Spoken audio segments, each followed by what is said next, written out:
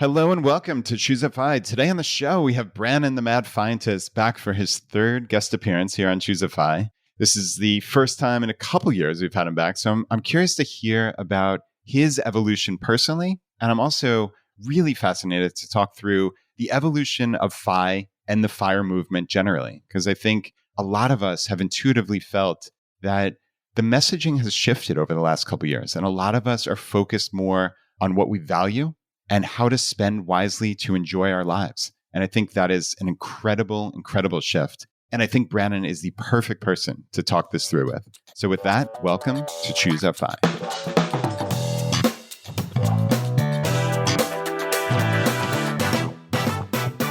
Brandon, welcome back. I'm so happy to have you here. Yeah, thanks for having me back. Always good to talk to you. And it's been a while this time. Yeah, it has been a while. It's crazy. Obviously, we used to keep up pretty often via our Skype calls and things, but life and the world clearly have intervened over the last couple of years. Yeah, big time. Lots of big changes. My son, I think, has a lot to do with my lack of Skypeable time. Yeah, that was what I was going to say. Man, that's awesome. Well, first, congratulations. Thank you. I'm really so happy for you and Jill. Yeah, no, we're over the moon. He just turned 8 months yesterday, so It's been a fantastic 8 months, and it just keeps getting more and more fun.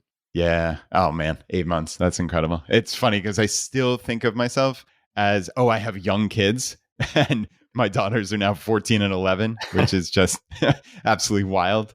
So yeah, it's one of those things, right? It's you hear it's the cliche, and it's like the days are long, but the years are short. The years are certainly quick, and so. The beautiful part, though, I guess, about the lives we've built, and I don't know, frankly, like if you guys, I've never asked you this, obviously it's pretty personal, but if even kids were part of your plan when you started pursuing FI, I don't know necessarily that they were. Yeah, I think Jill wanted them probably before I started pursuing FI, but no, I definitely didn't. I didn't see myself ever becoming a father, to be honest, and it was only probably during that journey that I still was like, coming around to the idea, and Jill was getting more and more into the idea of becoming parents, and I was still like, I don't know. And actually FI, to be honest, actually helped me come around because I started ticking off all these things I wanted to do. I always thought that once you become a parent, that's like your life over as far as your own individual goals is concerned. And I was thinking, like I had so much I wanted to accomplish and wanted to do. And it was only once I started ticking a lot of that stuff off that I was like, well, actually, I think becoming a parent would be a lot of fun. And so, I actually owe FI a lot for me coming around to the idea. And I couldn't be happier now. Yeah, that is so cool. And that ticking off things to do, really the last time you were here, which was, easily 2+ years ago, was when your album came out. Yeah. Right? I know. Yeah, exactly. That was a big one of the ticks that I wanted to tick off. And having done that, I was just really happy that I'd fulfilled that lifelong goal. And it wasn't too long after that we really started to try to get pregnant and everything. Nice. So that was one of the final things to tick off among many others. But yeah, that's wild. So, okay, first, you got to update the audience because for anybody who's been listening for years, they heard before the album was coming out, and hopefully we helped maybe sell some of those early albums. If memory serves correctly, didn't you make like the Billboard List or something crazy like that? Yeah, it was ridiculous. So, the album was released, and then I made it to number 39 on the top current album sales chart, Billboard's top current album sales chart, and then number 85 on the top album sales chart. So top current albums is like recent stuff, but the top albums chart is like Michael Jackson's Thriller and Prince's Purple Rain. And like I was right next to Nirvana Nevermind on that chart. So Nirvana Nevermind was 84 and I was number 85. And it was just mind blowing because Nirvana was a huge influence when I was a kid. That is wild. Please tell me you took a screenshot of that. Oh, I got so many screenshots, PDFs I made. And then since I was on the charts, I was able to get a Billboard plaque. So I've got a plaque that's just waiting for a studio to put it up in. And it's got the platinum disc and the album cover and everything. And it says what I got onto the chart with and everything. It's wild. So once we finally buy a house and settle down a little bit more, that's going to go right up on the wall. And I will enjoy looking at that every day because it's absolutely ridiculous. I have no business being on the charts.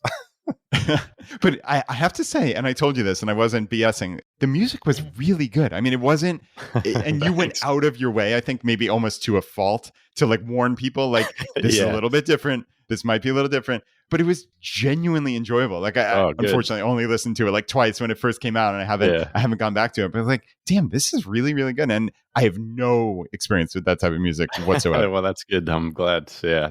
I tried to make it a slightly less weird as the stuff that I like to listen to because I was too. I don't think I could go full out crazy like the bands that I really love. But yeah, I'm glad that you enjoyed it, and it was a huge thing to tick off of my list. So still to this day, I'm so proud of it, just because I know all the personal struggles I had to go through to get to the end of that. And yeah, it's still one of my biggest accomplishments just for that reason. Yeah, that is amazing. I do want to actually talk a little bit more about that. Mm-hmm. But first, for people who are listening are like, what are you talking about? Can people still buy the album or find it on Spotify or any? Like, what's the best way to listen? It's all on Spotify and everything. If you just go to madfientist.com/album, you can get to it from there. I'd like to keep my two alter egos separate on the internet, so I don't want to link to that from Mad Fientist stuff. But it's all there. There's a Spotify QR code. There's all the information there. But Sweet. Yeah, it's on Spotify and iTunes. It's all up on everything still. So creating this album was a lifelong goal, and it actually came to fruition. You made this crazy Billboard list, I guess. Did that like scratch the itch for you? Like, was it obviously, again, the world has changed and you've had a son come into the world and et cetera. So I'm not sure, even in a perfect world, if you're doing as much music as you'd like to, but is this something like, okay, look at how great I did. Maybe I can actually be like a proper musician, like in the world? Like, definitely. So I thought that it would be the end. I thought if I just crossed this finish line, that would be it, because it was such a soul destroying goal to pursue. Like I was constantly, self-doubt was just insane, and it was so hard, and it was a struggle every day to, sit in the chair and do it as many hours as I could manage. So I thought once I finished that would be it. And I'd hopefully, go and play some of it live, because that was always the real carrot at the end of the stick, I guess, is to get to play these songs live, which would be super fun. But since weren't really able to do that with the son on the way, I started to write again just to see if that was just all a fluke. Because I look back on it and I'm like, how did I even do that? I can't believe I actually wrote these songs. Could I do it again? So I'd hoped to get an EP out by the end of last year, but obviously being a dad, so I'm a lot busier than I was when I got the album out. So I ended up just writing, getting a single finished, but even that was a monumental task, and I'm really proud of that. So yeah, so a new single came out in December, which again, you can find in Spotify and iTunes and all that. And yeah, I'm sitting here surrounded by synthesizers right now as I'm talking to you, and hopefully just, put them into use. And I'm actually a lot more excited about it, because now that I've done those things, I'm hopefully just going to be doing it for the joy of it, rather than having this big goal that I'm like desperate to accomplish. Now it's just going to be like, all right, I'll just mess around, and if something catches my ear, then I can develop that.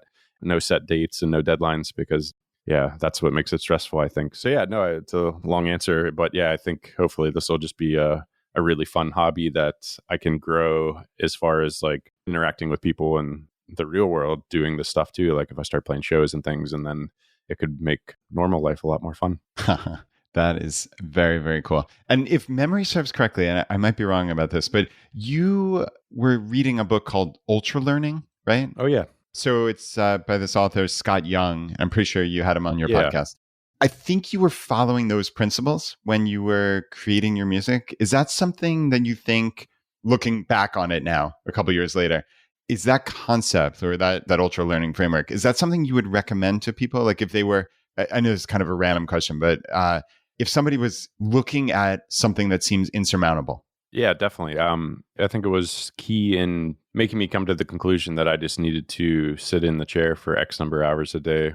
And it sort of gave me a framework to do that, because when I started, I was like, how do these magical musicians just pluck these amazing songs out of thin air?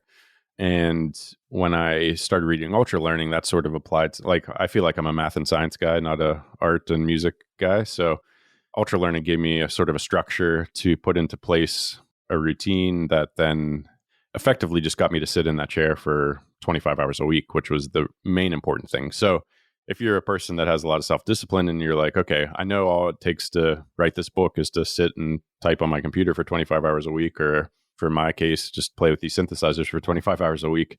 If you have that discipline, great. But for me, I needed to have like primary tasks and secondary tasks and all these other options for when I hit a wall, or if I just didn't have the motivation to actually do the really hard thing and it gave me other things to potentially do that would move me forward. So yeah, no, I definitely recommend it. And then James Clear's Atomic Habits was really key as far as just like getting into the habit of doing it every day. And I'd recommend both of those books. I'd say both of those were pretty good in getting me to actually have the routine I needed to make progress.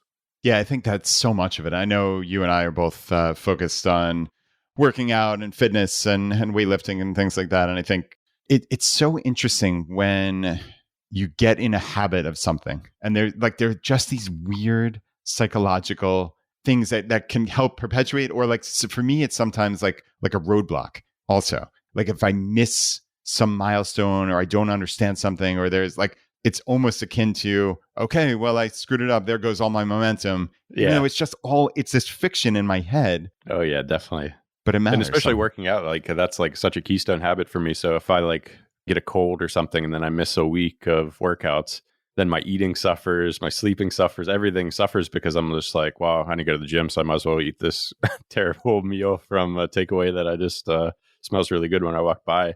But yeah, when you're in the routine and you have your keystone habit is like ticking along and you're doing really well with it, then everything else falls into place, because you're like, well, yeah, I worked out today, so I'm not going to eat this fried fish or whatever, or everything's fried in Scotland when you buy it. So whatever. And so, yeah, I think that's definitely the case. And if you figure out what that keystone habit is, then it makes the other ones really a lot easier. And I don't know if that's a James Clear phrase, keystone habit. Yeah, I'm not sure. I feel like it is, but it's definitely true. And that's just something I've realized through experience is like, yeah, going to the gym regularly is something that makes everything else fall more into place, because yeah, my eating's better because of the reasons I just mentioned. Then my sleeping's better because I'm actually tired to go to bed and I don't screw around on Twitter until 11:30 because I'm like, oh, I'm tired. I'm exhausted from the gym. I'll just go to bed at 10. And then that makes me read, because then I'm reading in bed longer rather than screwing around on Twitter. And it's just like loads of different things.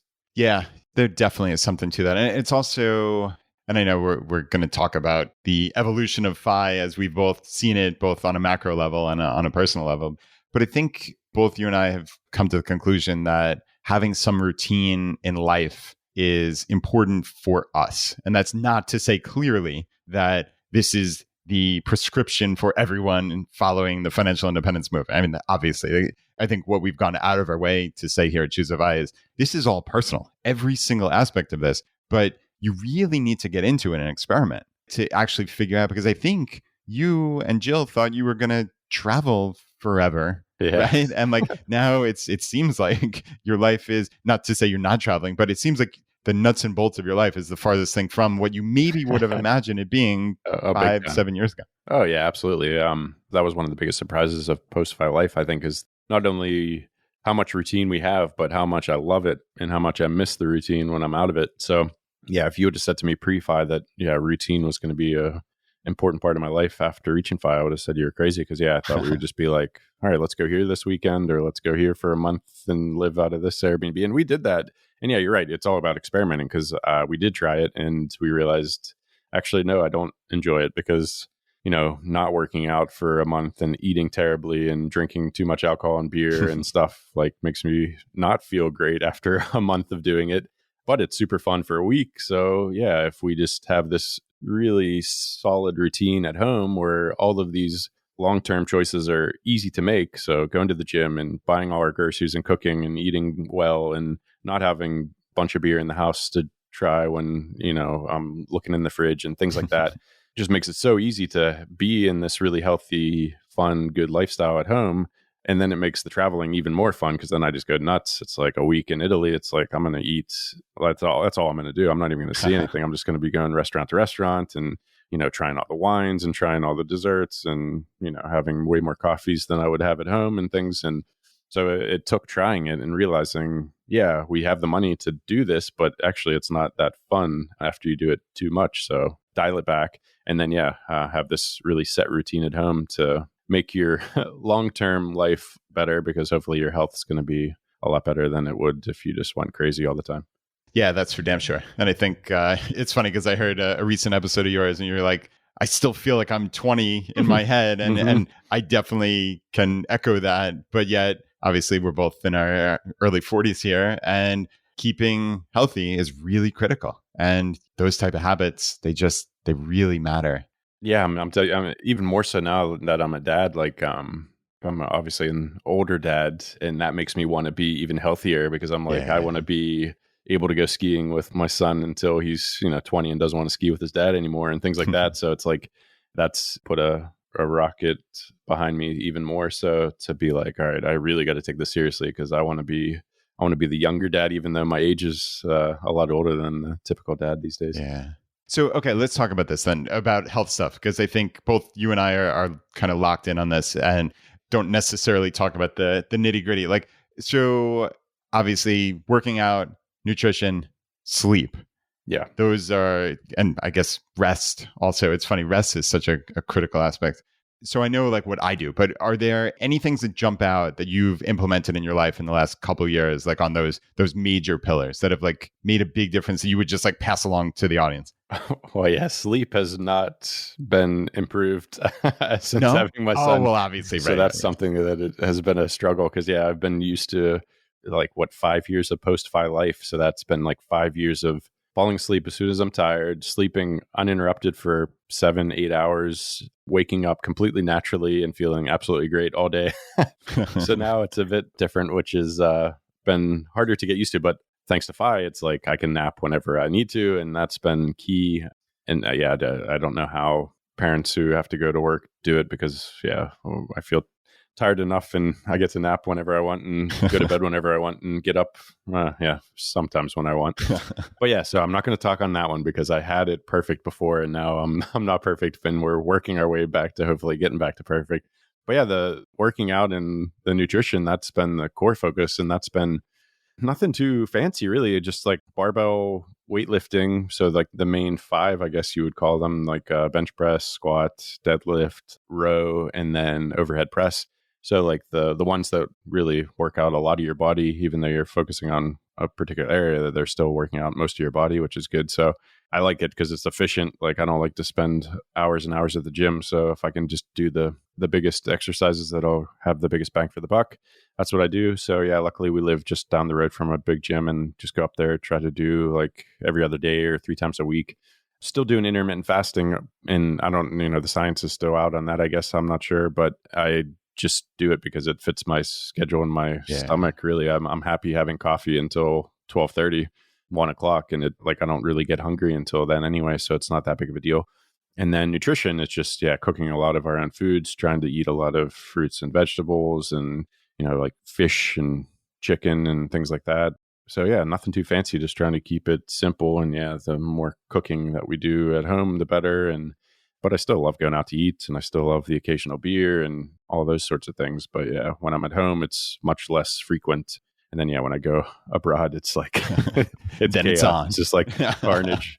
Jill knows that it's just like she better hope that the restaurants are around what touristy things that she wants to see, because it's like she can just plop me in a cafe and I'll just sit there and continue eating pastries or drinking coffee. So that's great. So it's funny because as you're going through all those pillars, I'm struck by the fact that it really, so much of this is simple. It's simplicity at its essence. So in a sense, I set you up for like, that's kind of a boring answer, but it's not a boring answer, right? Like at all. And I hope people take that away. Is like, I find this in all aspects of life. Like, I think so many people think that there's some guy behind the guy or some secret to life that like, when you get to a certain level of wealth or a certain level of fame or whatever it is, that like the secrets of the universe unfold before you and you're led in like to this, the inner sanctum. It doesn't work that way. Life at its essence is simple, to me at least. Like the secrets of life are simplicity. And like you said, it's not a big surprise what you have to do in the gym. You need to lift heavy weights. You need to work all your major body parts. You need to stay healthy. You need to move, right? Like if you walked and lifted weights, that would probably be about enough, right? Like eating, it's not that big a surprise. Like you need to ideally not eat terrible foods that you know are processed and bad for you. You need to eat a lot of protein. You need to eat some vegetables, and you're on your way. And like sleep, I know you can't talk to it right now, but like it's sleep in a cold room, sleep in a dark room, go to sleep at roughly the same time.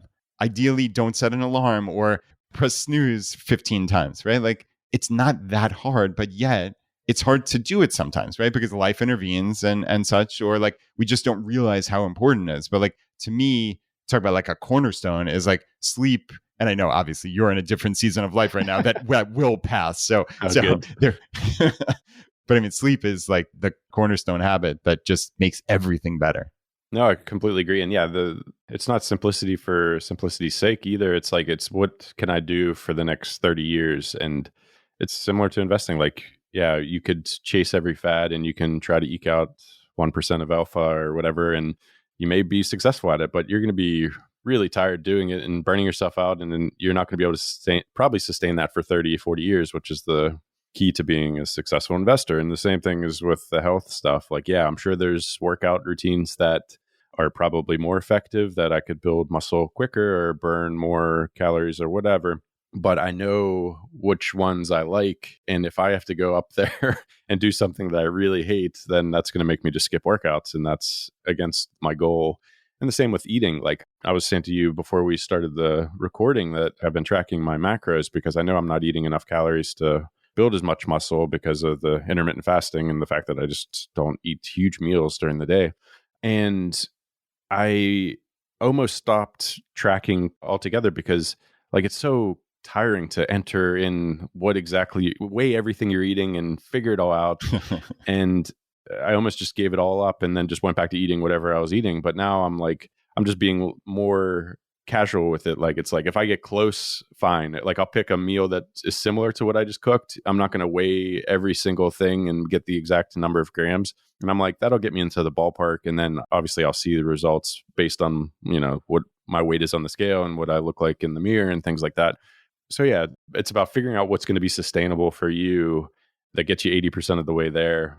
And sustainability is the main thing because you want to be doing this for the next 30 years. And that's when you're going to really benefit from it. And it doesn't have to be the perfect idea. It just has to be the one that you can stick to.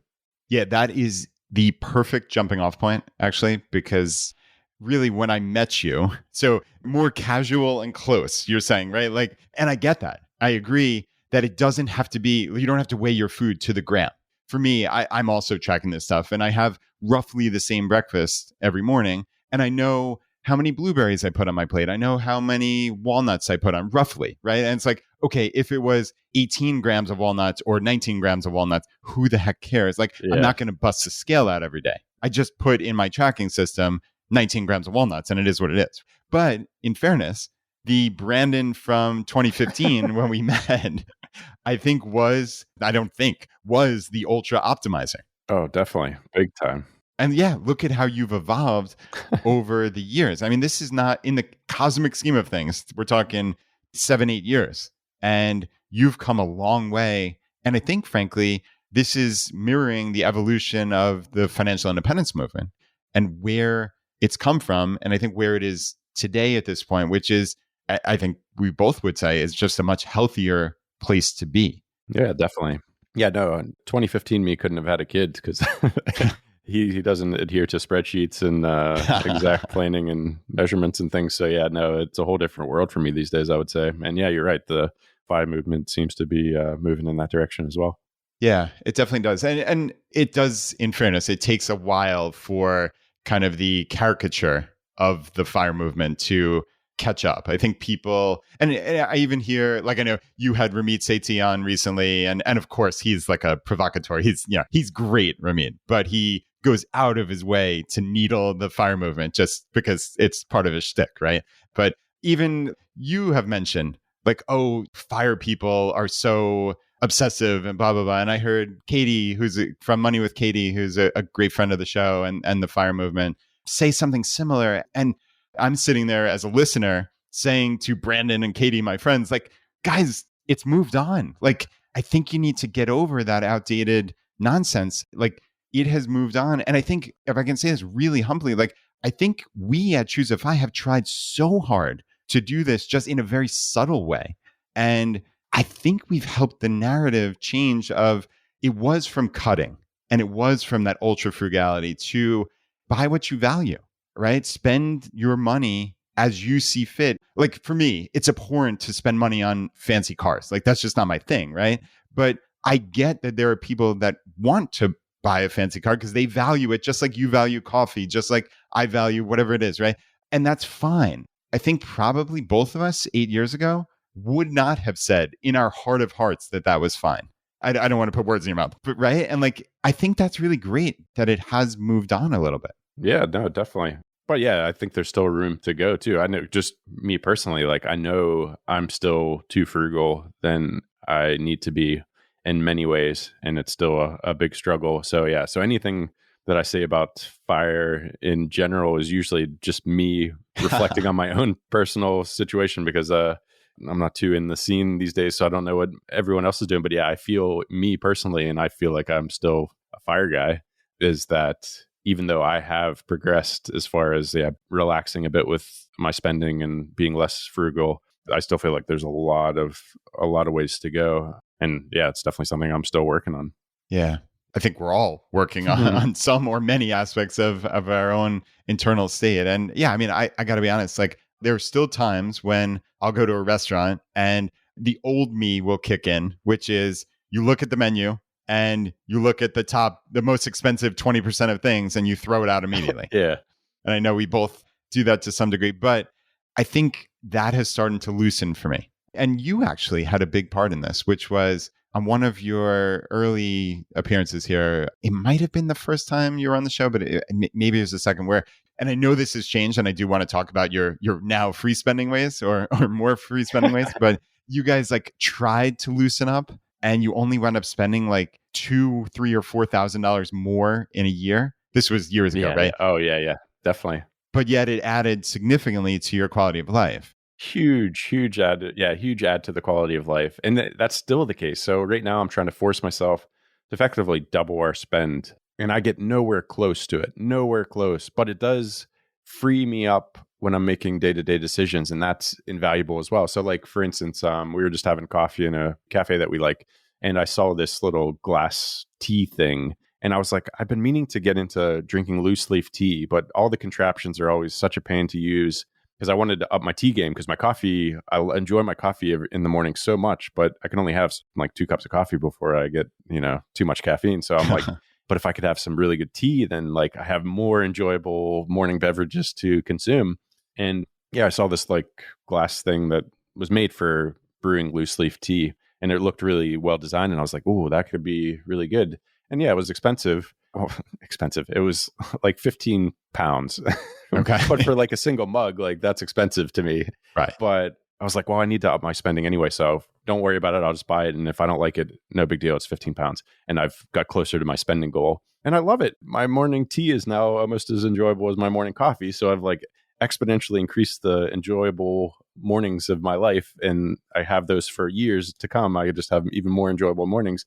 And it was a 15-pound expense that I probably wouldn't have made had I not set that goal of like trying to double our spending. So things like that have been really good. And that, going back to what you mentioned before, that first interview where I said that coming to that realization that it didn't increase our spending, but like, yeah, $2,000 to $4,000 back then was huge, because it just freed me up to enjoy like being out and about and being like, yeah, I'm going to get a coffee and I'm going to get lunch, and it's not going to matter that much because I'm not out that much. So like, yeah, it didn't really affect the bottom line that much, but it really made all of my days more enjoyable, because it's like, oh, I'm out. Yeah, I'm going to get a to-go coffee, and now I'm going to walk around and I'm going to enjoy this coffee while I see the city or whatever. So yeah, it's very surprising. And I think it just goes back to the fact that, yeah, the big things are all covered. So these little ones really don't move the needle that much and don't require you to be so hyper-focused on them.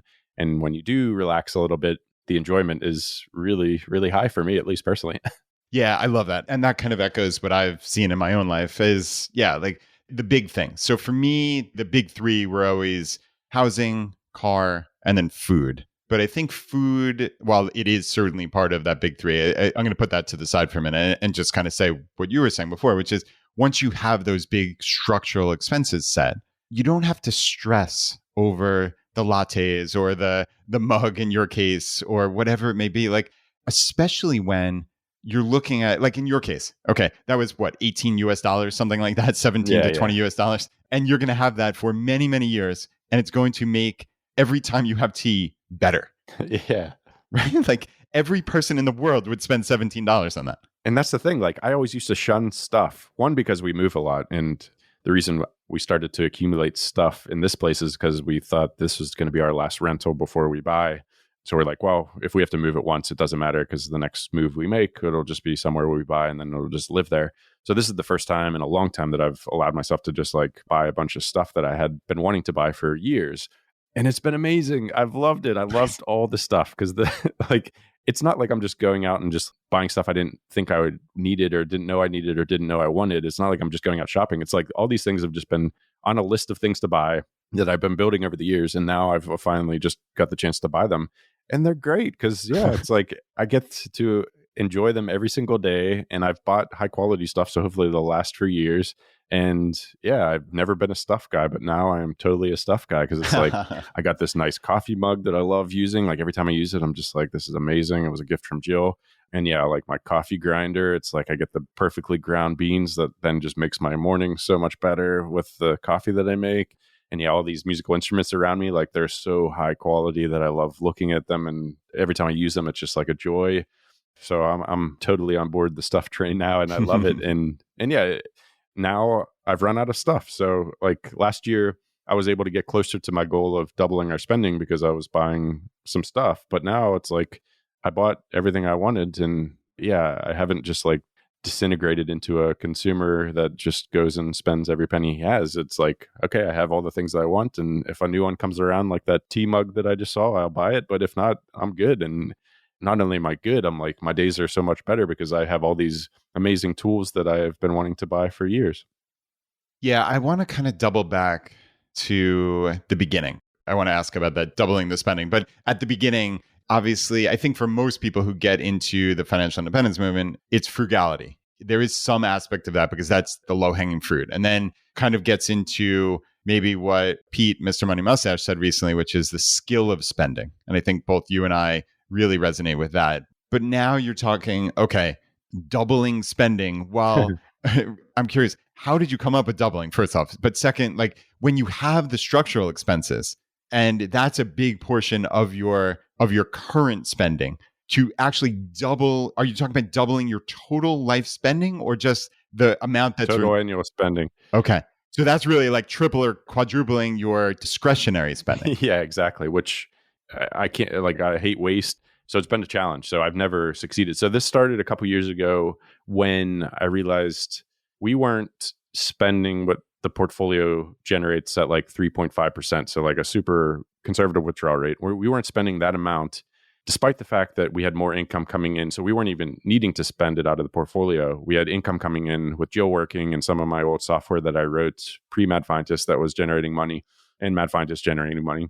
So I was like, okay, we really should be relaxing a little bit and not being so hyper-focused on spending. So the first thing I did was I stopped itemizing my monthly tracking because I was realizing that was like sort of affecting what I spent on. For instance, like if I'd already spent a lot in restaurants and then I was going to go out to eat again, like that made me want to not spend as much on that meal because I knew at the end of the month, my restaurant's budget would be over what it should be and things. So I was like, forget it. I'm not going to track individual things. Like I'm going to track every month just to see, how much I'm spending total, but I'm not going to itemize it or any sort of categorize it.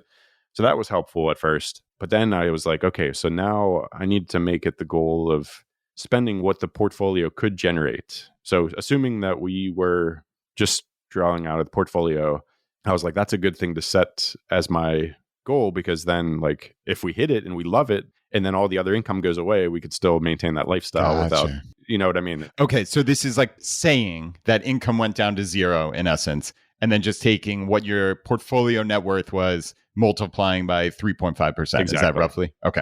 That's it. Exactly. So I was like, we have to at least spend that. And that way, yeah, like I said, if it all other stuff goes to zero, we could still maintain that spending. We wouldn't have to adjust our lifestyles.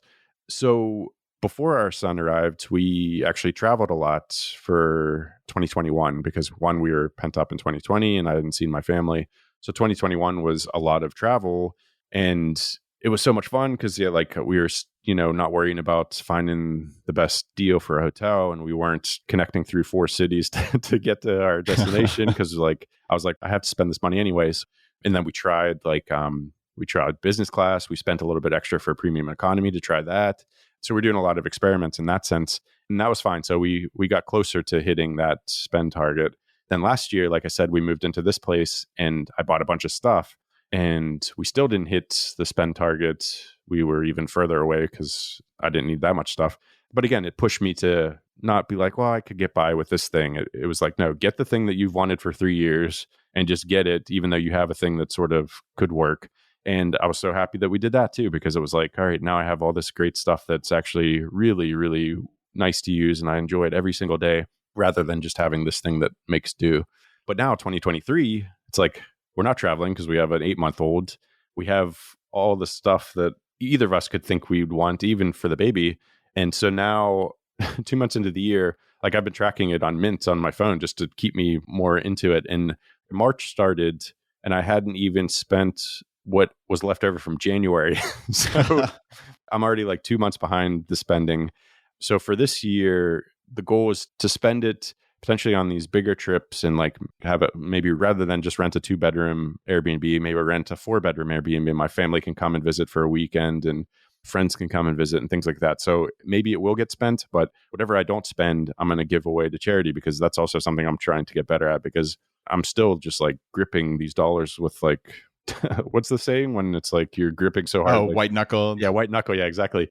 I still feel like that, but it's like I don't need to be like that anymore. So I'm saying that if I don't spend it on us, then give the rest of away. So that's going to be a big challenge too, because I know I'm not going to spend it all on us because I can't, like I said, I'm not going to just buy a bunch of stuff that I don't need or be inefficient and wasteful with money.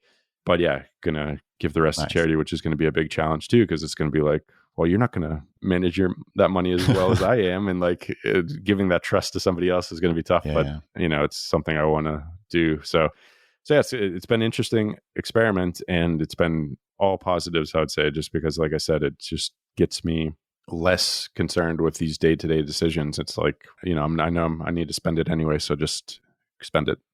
Yeah, I like that. How there's a good outcome here no matter what, right? Because at the end, the money's going to go to charity. And I'm sure knowing you're going to find a very positive and effective charity. So I have no doubt about that. Don't let that overwhelm you, though, obviously, I know. Which could easily happen. Yeah. But I think along the journey, it's, as you're kind of describing, is even if you don't hit these, I don't know that you could hit these spending targets because like we're saying, you have to essentially quadruple your discretionary spending, which would be really, really, really difficult, like even going out of your way to spend that much. But I think it's more the mindset now of that, okay, I don't have to grip white knuckled every dollar or pound note or whatever it is.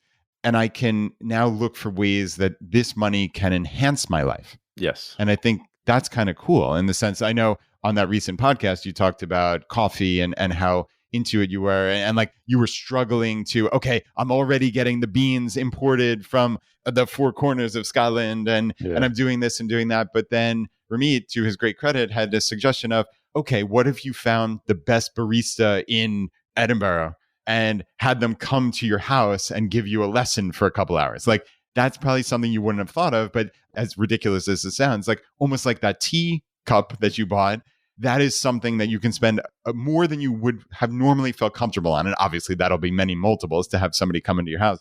And that'll be the gift that keeps on giving, because then you have those skills forever and you cut that learning curve of, Brandon, how many hours would you spend on YouTube hunting down knowing you and maybe still being uncomfortable, as opposed to, wow, I have the best person in Scotland come to my house and do this. Yeah, exactly. So it's trying to be pushed in ways that I wouldn't have even thought of that, but it's something I'm definitely going to do. We were in that coffee shop yesterday and I'm going to approach those baristas in there because we had a great pour over coffee and that's what I make mostly. And I'm really friendly with them. So next time I go in, that's what I'm going to say. I'm going to be like, hey, can I pay you, whatever, £50 to sit back here with you and just go through everything you do with pour over just to see where my method is off and different. And then I'll try to get, hopefully brew one that's just as good as yours. And then I can take that home with me. And like you said, I'll have that forever and that knowledge. So I'm looking for things like that. Like, I'm going to do a cook school. There's a really good restaurant that we love going to.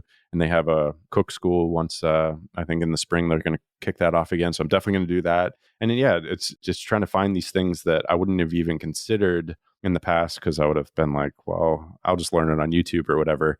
but it is going to move the needle in a huge way. And then that I'm going to have these skills that are going to make all my future meals and coffees even better, which is going to make every day even better. But it takes Ramit, somebody, who is a provocateur and is super funny. And that's why I needed to get him on the show, because I was like, I need you to give me the boot to actually make some changes and start thinking about this stuff differently.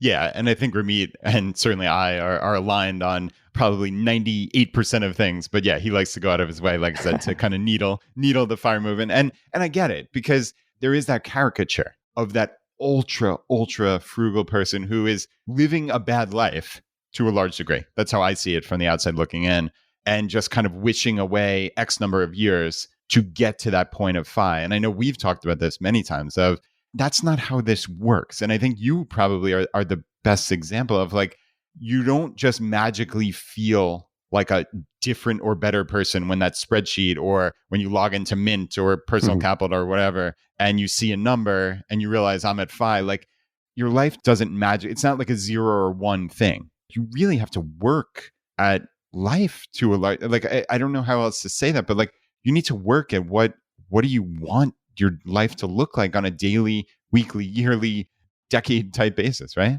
Oh, big time. Yeah, and you change. Like, I'm a drastically different person than when I first did FI. Obviously, with a kid, I have way different priorities than I did back then. And like I said, I ticked off a lot of the stuff I wanted to do back then with traveling and things like that. So yeah, I think it's a constant experiment. And we're really bad at knowing what it is that we actually do want to do. And it's not only once you try it that you figure out. Like I said, with the traveling full time and things like that, I was like, oh, I'm just tired. I don't want to see these things. I'd rather just like chill out and get healthy and go to the gym. And when you're on the road, that's tougher. So yeah, constant experimenting. And that's what this is for me. Like, I definitely have not hit the goal of increasing the spending, but it has pushed me in the right direction. And yeah, this year's even going to be more of a challenge to push even further. But yeah, it's been great so far. And again, these are great problems to have. Like, I realize how ridiculous it is talking about stuff like this sometimes, but it is definitely a real problem with fire people, because it's a real problem with me and a lot of people I know. Yeah. And I mean, ridiculous, yes and no, right? Like, I don't think it's ridiculous. I think the essence of what we're saying is true for everybody, which is it is an evolution. You are going to change as a person. You have to be aware of that. I mean, I know of nobody that is the same person a decade later, not less, 2 or 3 decades later. So you're going to change. You have to be aware. Like, these are all the skills that people in the financial independence movement, I think, are really good at, right? Is like kind of surveying the world and saying, okay, there are rules. And this comes down to the micro stuff of the tax optimizations that you became so famous for, and understanding the rules of the game. I think that actually opens our mind in a sense. This is how I look at it, at least, is like, we understand there are rules. And sure, you could just be a rule abider and follow the letter, but you have to see that things are constantly evolving, and you need to stay ahead of that and be constantly willing and nimble enough to change. And that's very true on the micro level of our money and the nuts and bolts. But then on the real importance of the macro level, your life is going to change. What you want from life is going to change. The circumstances of life are going to change no matter what. That's just the practical reality. And you have to be open-minded enough to realize that. Yeah, definitely. And I've been reading Die with Zero, because a lot of people recommended it after my interview with Ramit, and it's really good. And he just focuses on, you're trying to maximize fulfillment and happiness, not money. And I think where I got into issues, and where a lot of fire people, I think, who are similar to me maybe get into issues, is like they're optimizing for money. And it's hard to make that switch when you're so used to optimizing for money to then switch to optimizing for fulfillment and happiness. But really, that's the whole name of the game. So that's definitely what I'm focusing on currently, and also struggling with as a frugal, naturally frugal person who has focused on numbers for so long. Yeah, it's hard. I think that Die with Zero book has been a real changing point for me as well. And it's funny because when you said, instead of getting a 2-bedroom Airbnb, get a 4 or 5-bedroom house, I actually thought immediately of Die with Zero. And that's interesting that you've been reading that too, is, hey, I have these prime spending years. I have this finite amount of time from, okay, now, like I said, in our early 40s in our cases, to just look at a time. Okay, I want to climb Mount Fuji. I want to do something. Like, am I going to climb Mount Fuji at 80? No, I'm not. Am I going to do it at 75? No, probably not. 70, very unlikely. 65, yeah, maybe. So, okay, from 43 to 65, I've got to do that. That's short because it's always one more year. Oh, I'll do it next year. Well, those are running short. Or, hey, those people that used to be so important in my life who I haven't seen in 12 years or 17 years or whatever it may be. Okay, figure out how many more 17-year cycles you have in your life. And you realize you're probably going to see them once or twice if you're lucky. So how do you go out of your way? Obviously not family, but some type of friends from the past. Like, could you go out of your way and rent a 10-bedroom house in, I don't even know, just somewhere simple, like the Outer Banks of North Carolina, and say, hey, I'd love to invite your family down. Totally free. We're renting the house. Let me know if you can come.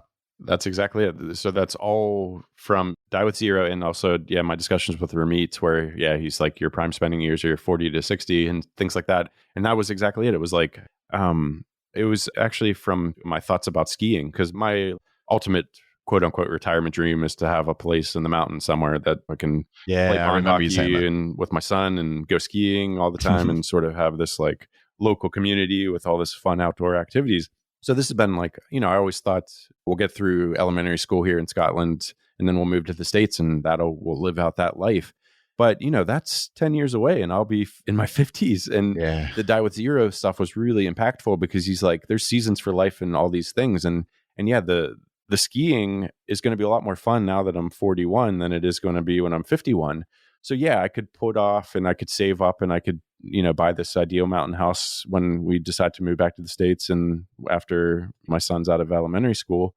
But I've missed 10 key years that I could have been enjoying this outdoor lifestyle that I wasn't. So that's exactly where that decision came from. It's like, okay, I'm not hitting the spending goal with just day-to-day spending, but I could take some of that money and instead of buying, an Airbnb, renting an Airbnb for a week for the two of us or the three of us now, I could instead rent a Airbnb for a month that's maybe 4 bedrooms and then invite family and friends that I want to spend more time with that I can't, and then have a really fun winter doing those things that I envisage doing when we own our mountain house. But doing it now and not waiting when I'm maybe going to be too old to actually enjoy the skiing as much as I would now.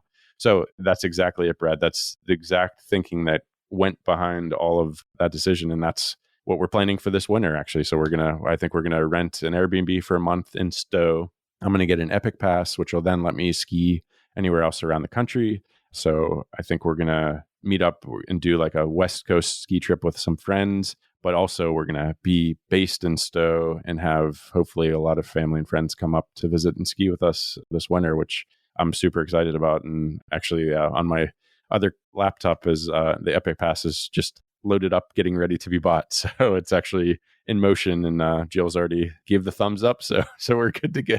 That is awesome. That is so cool. So Stowe in Vermont? Yeah. Cool. I used to go to Stratton Mountain when I was growing up, but I've never been to Stowe actually. Yeah, no. So we, over the last 3 years, actually right before COVID, and then last year we did 2 big ski trips. And the purpose of the ski trip was to find a mountain town to quote unquote retire to. And I have a big Mad Fientist post coming out about it, maybe this year, but maybe next winter, depending on how it goes.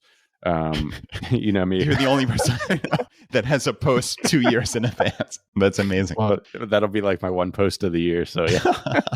One podcast and one post. Exactly. That's it. So yeah, it takes a lot of motivation to get these out. But yeah, it's coming out sometime. But it's all for that. It was trying to find these mountain destinations. And yeah, although we loved being out west, the current conclusion is like, yeah, we could buy a mountain house out west, but we could buy an even nicer one in Vermont for half the price and then have all this money to spend to take West Coast trips. Yeah. But it's also closer to my family. It's closer to Jill's family.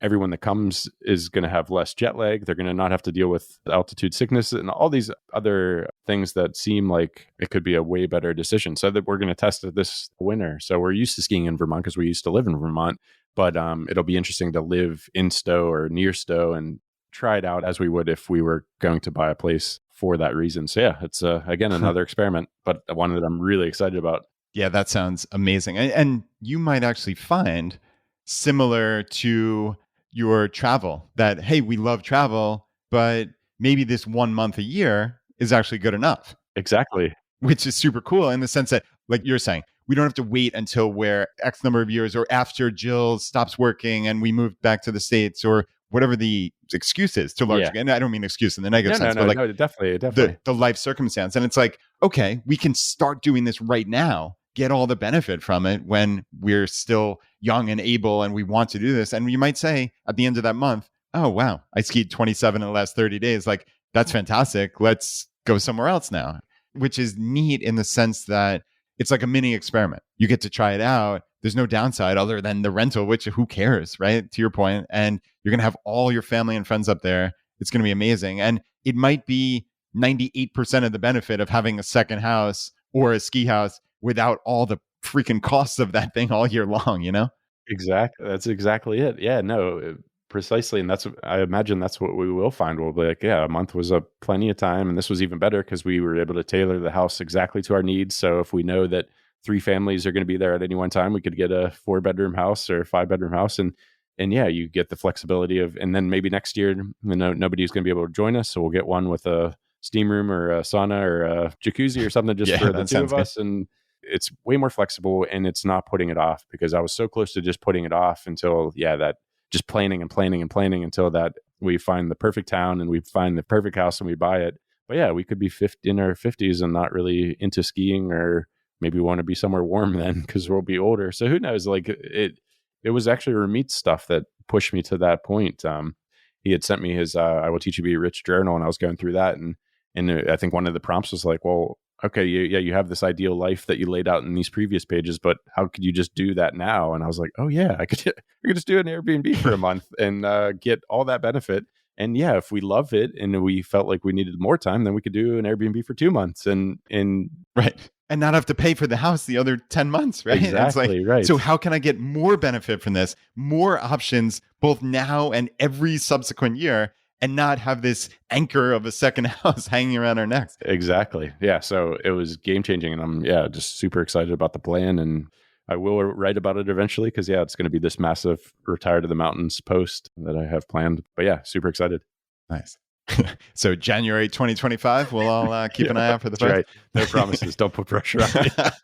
Oh man. So yeah, I mean, I think we've done a pretty good job of, even though we're talking about our scenarios kind of on the other side of FI, what hopefully has come through mostly here is the mindset. And I think that mindset can take hold from day one of FI, which I think maybe both of us, you to a slightly more degree, but I was right there with you, didn't have the healthiest mindset when we first found FI. And I wanted to kind of double back to that as a way to wrap up the episode here is, I still think, and I will hold to this forever, that really when people are getting started with FI, the simplest way to get started. Now, I always say the very first thing you need to do is get everything down on a sheet of paper or Excel or Google Sheets or whatever. You need to just be honest with yourself. Where are you today?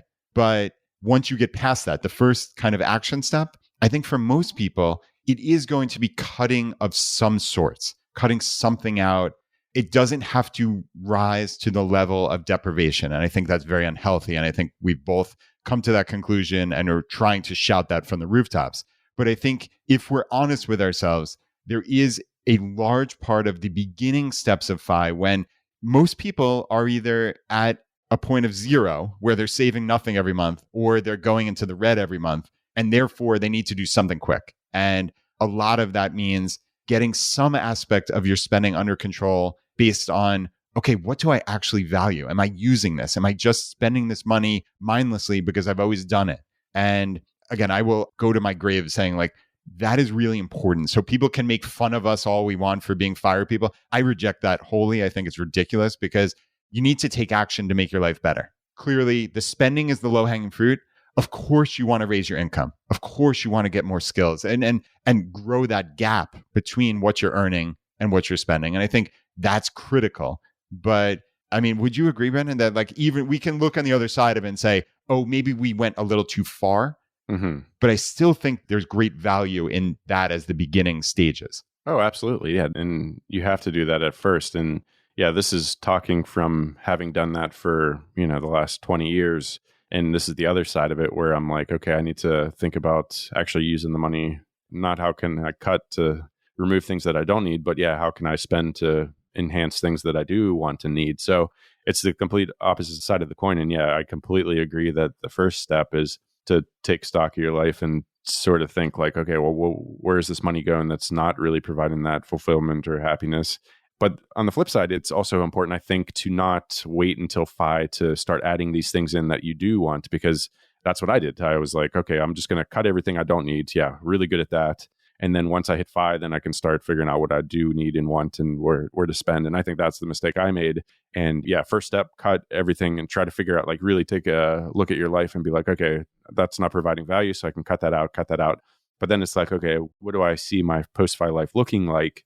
And how can I live as much of that now? Again, with my example of the Airbnb, it's like, okay, yeah, I'm not in a life position to buy that mountain house yet, but I can try it. I can test it by doing Airbnb. So I think being able to do that before you hit FI and like figuring those things out is going to be really important too, because again, you don't know what you want and you don't know what you're really going to enjoy until you try it.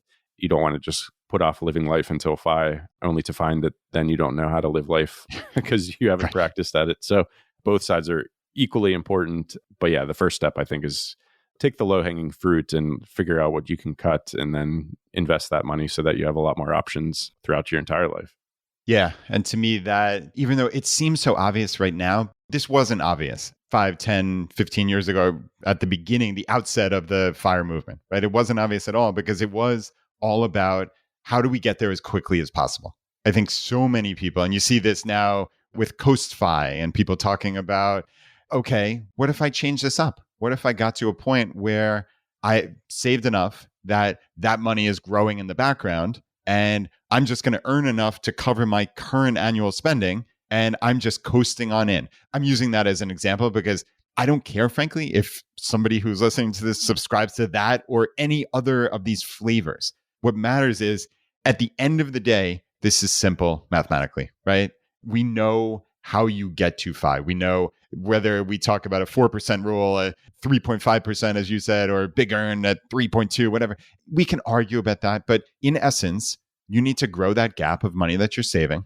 And that money is going to be invested for most of us, low-cost index funds, some type of real estate, whatever it is. Again, there's no dogma here, but that money's going to grow and it's going to get to a point where that portfolio can spit off enough money to cover your expenses. Okay, that's fine. But like we're saying, and this is the real critical part, is don't wish away those years. A human lifespan is 80, 90, maybe plus years if we're lucky. So, okay, we're talking 90 years.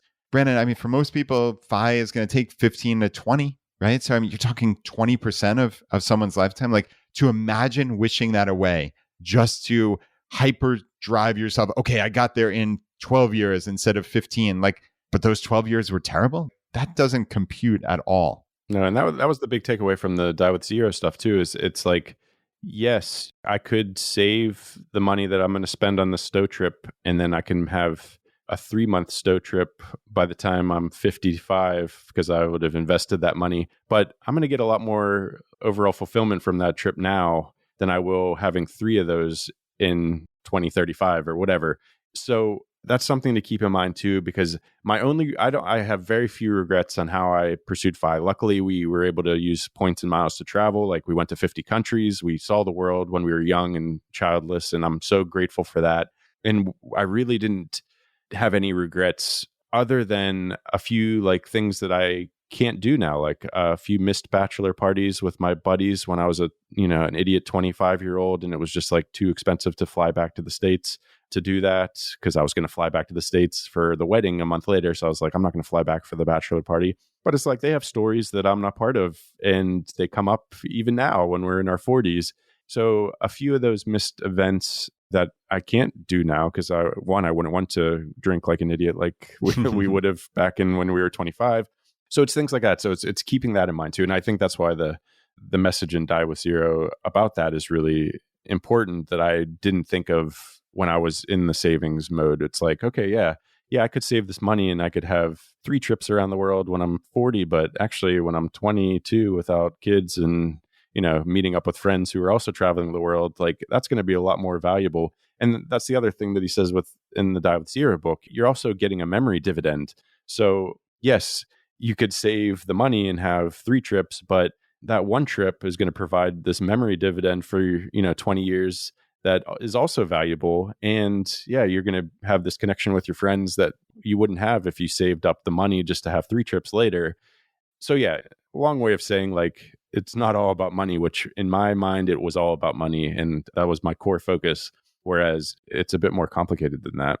It certainly is. And yeah, don't wish your life away over it just being about money. Those memory dividends, they're so critical. And yeah, I'm thinking back to like or I guess right when I graduated college and I went backpacking around Europe with my brother. And like, I still remember that trip so vividly. It was just an amazing experience. And like, I didn't have the money at that point. I was getting ready to get started with the job. And obviously I kind of saved probably 80 to 95% of my income thereafter. So, I mean, that was an absolute no brainer. I wish looking back that we spent more than whatever it was, 3 or 4 weeks in Europe. But I still remember whenever I talk about Bruges, Belgium, which is one of my favorite places on earth, like the hostel we were staying at and the bar that was attached to it and like all the amazing Belgian beer, like I can picture it. I can picture the windmills. Like it's just such a cool thing looking back on. And I think a lot of us can get caught up in the money. And hopefully what we've got across over this episode is, yeah, the money is important, but it's actually important to provide you the freedom and flexibility to build the life you want, not just to look at as numbers on a screen of how wealthy I am. Like that serves you nothing. Absolutely. And again, it's all easier said than done. So yeah, just try things out and figure out what is important to you, because it's going to be way different than what's important to me and Brad and everyone else out there. Yeah. And yeah, don't beat yourself up over past decisions and just try to experiment and evolve. I think that's what we're all doing. So Brandon, as always, my friend, good to see you. Congratulations on the new addition to the family. Thank you. And obviously, people know where to find you, madfientist.com, the Financial Independence podcast, but you could just search for Mad Fientist in any podcast player. Anywhere else you're hanging out online these days? I'm assuming maybe Twitter late at night. Yeah, too much time on Twitter still. It just keeps dragging you back in. It's terrible. But yeah, no, that's it. And yeah, the more importantly, madfientist.com/album, because the music stuff's more, super excited about this time. So yeah, follow me on Spotify there and make me look cooler on Spotify since there's follower accounts and stuff. And maybe that'll help me book a tour or something at some point and do it all live. Man. But yeah, no, that's everywhere. Yeah, Mad Fientist. I'm the only Mad Fientist out there. All right. I want to say publicly, when you have that first like major performance, I want to, I'm going to fly in no matter where it is. So yeah, I'm going to follow you on Spotify right now. I can't wait to listen to the new single. And I was not blowing smoke. I really, really enjoyed the music last time I listened to it. So I'm excited. Well, the new single has a 10-second plus long scream from me that is completely unedited. So I booked an hour in a studio in Glasgow, and it was the last take. And I saw the waveform on the screen afterwards, and I was like, that looks absolutely perfect, like just really controlled. And yeah, it's one of my greatest accomplishments. So yeah, the new single has a 10-second long scream that is I've been practicing since I was maybe a teenager. All right. Well, that sounds even more reason to go listen to it. So madfientist.com/album. There you go. All right, Brandon. Thanks again, buddy. All right, buddy. Thanks for having me.